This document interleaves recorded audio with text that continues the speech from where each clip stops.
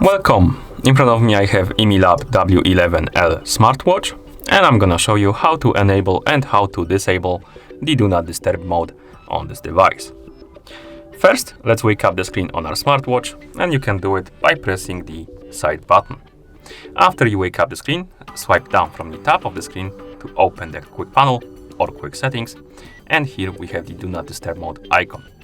To enable the mode, simply tap on this icon. The icon should change the color. As you can see, it should get highlighted. This means that the Do Not Disturb mode is enabled. Okay, and to disable the mode, simply open the quick settings again and tap on the icon again, like this.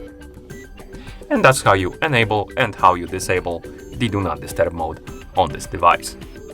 Thank you for watching. If you found this video helpful, please consider subscribing to our channel and leaving the like on the video.